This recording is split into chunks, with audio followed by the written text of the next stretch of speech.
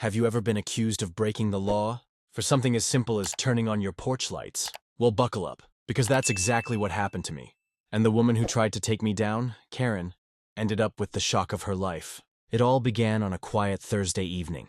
The sun had just dipped behind the trees, and I flicked on my newly installed porch lights. They weren't anything fancy, just soft, warm LEDs designed to light up the steps and make the front of the house look inviting. But apparently, to my neighbor Karen, these lights were nothing short of a crime. I didn't think much of it at first. I enjoyed the evening outside, sipping coffee on the porch while the lights glowed gently in the background. But within minutes, I noticed her blinds twitching. She peeked out of her window like she was gathering evidence for a trial. A few moments later, her front door slammed, and here she came, storming across the lawn like a woman on a mission. "Do you think you're above the law?" she shouted before she was even halfway to my steps.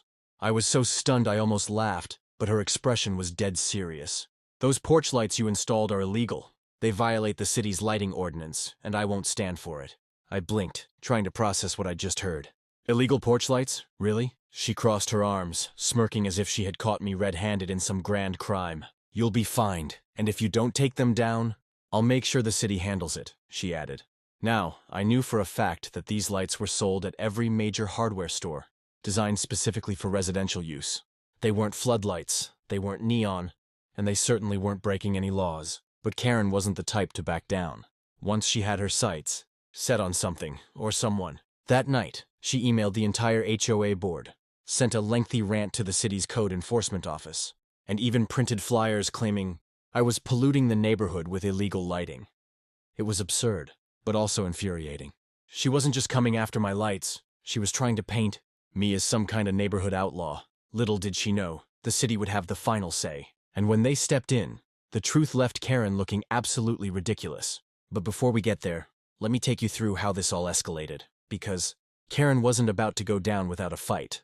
The morning after Karen's dramatic outburst, I woke up to find a typed note taped to my front door. The heading in bold font read, "Notice of Violation."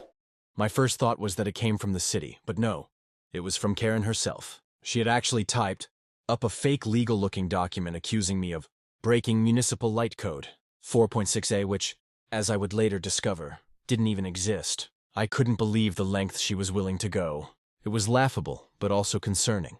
If she was this obsessive over porch lights, what would she do next? That question was answered pretty quickly. Over the next few days, Karen turned her so-called mission into a full-blown neighborhood campaign. She went door to door, warning my neighbors about the hazard my porch lights supposedly posed. She claimed they were blinding drivers, disturbing wildlife, and even messing with the natural circadian rhythm of the community. Yes, she actually said that. I got a mix of reactions. Some neighbors just rolled their eyes, already used to Karen's antics, but a few seemed genuinely concerned, thanks to her dramatic storytelling.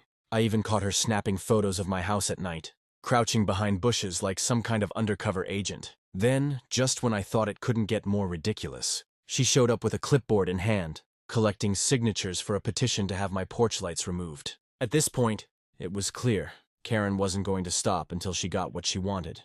The real kicker came when she sent an official complaint to the city code enforcement office. This time it wasn't a fake document. It was a real report, claiming I had installed illegal floodlights that violated local ordinances. She even included her so-called evidence, grainy, cell phone pictures taken from odd angles to make the lights look harsher than they were. That's when I realized this wasn't just about porch lights anymore. Karen wanted a win. She wanted to feel like she had power over me, over the neighborhood, and maybe even over the city. And she was willing to twist facts, exaggerate, and flat-out lie to get it.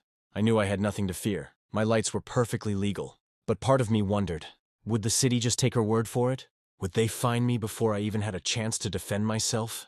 So I decided to prepare. I gathered receipts from the hardware store, took clear photos of the lights, and even measured their brightness with a simple app just in case. If the city came knocking, I'd be ready. And oh, they did come knocking. But not in the way Karen expected. It was a Tuesday afternoon when I heard a knock at the door. I opened it to find a man wearing a city badge, clipboard in hand. "Good afternoon, sir," he said politely. "We've received a complaint regarding your exterior lighting. Mind if I take a look?" Now, I had been expecting this moment, but my heart still skipped a beat. I stepped aside, inviting him in. Karen, of course, was already lurking across the street with her arms crossed, waiting like she was about to witness my downfall. The inspector walked to my porch, studying the lights with a professional eye. He scribbled a few notes, took a quick measurement with a handheld device, then glanced back at me. "These are the lights in question?" he asked. "Yes," I replied, handing him the receipts and packaging I had saved. "Energy efficient, outdoor rated, approved for residential use." He looked through the paperwork, nodding. Then he chuckled. "I'll be honest with you. These are some of the most compliant lights I've seen in a while. The brightness is well within the legal range, and they're installed correctly. There's no violation here whatsoever." I almost laughed out loud in relief. Across the street, Karen was squinting, clearly trying to read his expression, but she couldn't hear the conversation. "Just to be thorough," the inspector added, "I'll file my report officially. But rest assured, you're not breaking any codes. Whoever filed this complaint seems misinformed." I couldn't help but grin. "That would be Karen," I said, nodding toward her house. "She believes these lights are illegal." The inspector smirked knowingly. "Ah, we've dealt with her before. This isn't the first complaint she's filed." That statement floored me. Apparently, Karen had a history of crying. Wolf, filing baseless reports about everything from too tall mailboxes to improperly colored shutters. The city had investigated her claims countless times, and every single one had come up empty. The inspector finished his notes, shook my hand, and said, "You'll get the official report in the mail within a week, but trust me, there's nothing to worry about. Your lights are perfectly fine." When he left, I could practically feel Karen's eyes burning into me. She expected to see a defeated man, maybe even city officials dismantling my porch lights on the spot. Instead, she saw me smiling, waving cheerfully as if I had just won the lottery. But Karen wasn't done. Oh no, being proven wrong by the city only fueled her determination. If anything, she doubled down, plotting her next move. The very next morning, I woke up to yet another surprise.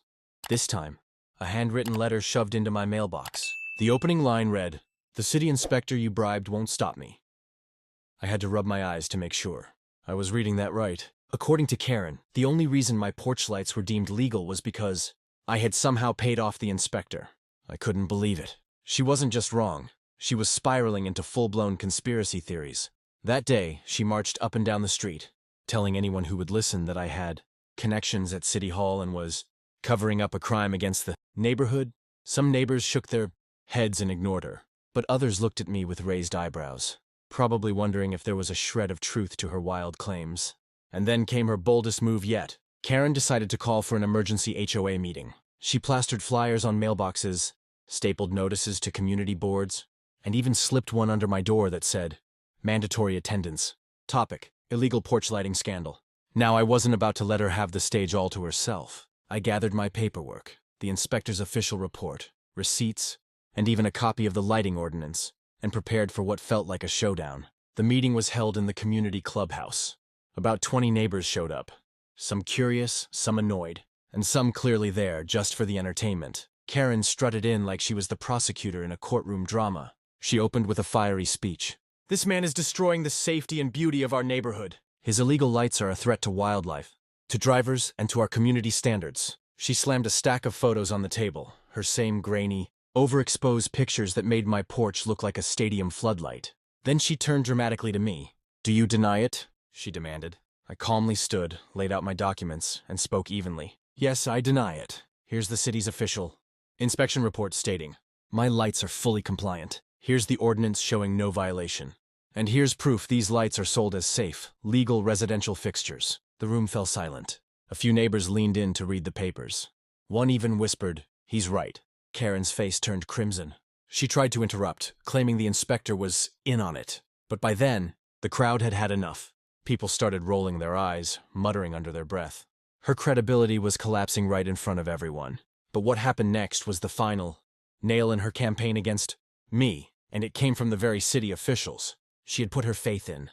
A week after the chaotic HOA meeting, an official-looking envelope arrived in my mailbox. For a split second, I wondered if Karen had somehow managed to push her narrative through the city. But when I opened it, I realized this was the exact opposite of what she'd been hoping for. It was the official report from the city inspector. The letter was straightforward. Upon review of the complaint regarding exterior lighting at my address, no violations were found. The lighting fixtures comply fully with city ordinances and pose no hazard to the neighborhood. At the bottom, stamped in bold ink, were the words, "Case closed." I couldn't have scripted it better. Not only was I officially cleared, but the report also noted that multiple frivolous complaints had been filed by the same individual, a not-so-subtle, nod to Karen's long history of harassment. That evening, I walked out to check my mail again. And wouldn't you know it? Karen was standing in her driveway, glaring at me like she had been waiting all day. I held the letter up and smiled. "Good news," I said cheerfully. "The city says my porch lights are perfectly legal. Case closed." Her jaw clenched. She muttered something about corruption under her breath and stormed back inside. But the real victory wasn't just that she lost. It was that the neighborhood finally saw the truth. Over the next few days, several neighbors came up to me. One laughed and said, "I knew she was making a big deal out of nothing." Another apologized for believing her at first, and a couple even complimented my porch lights, saying they actually made the street feel safer at night. Karen, on the other hand, went strangely quiet. No more notes, no more flyers, no more rants about wildlife or circadian rhythms. It was as if the city's official word had stripped her of the power she thought she had. For once, she had no ammunition left. And me? I left my porch lights shining every evening, brighter than ever. Not just for safety or aesthetics, but as a symbol. A reminder that sometimes, the best way to handle a Karen is to let the truth do the talking. In the end, Karen learned the hard way. Not everything you don't like is illegal. And when you try to twist the rules to get your way, the truth has a funny way of shining through. Sometimes literally. So next time someone tries to tell you your porch lights are a crime, just smile, flip the switch, and let reality light them up. If you enjoyed watching Karen get proven wrong by the city, go ahead and smash that like button. Share this video with a friend who loves a good neighborhood drama. And of course, subscribe for more unbelievable stories just like this one. And remember, the truth always shines brighter than the drama.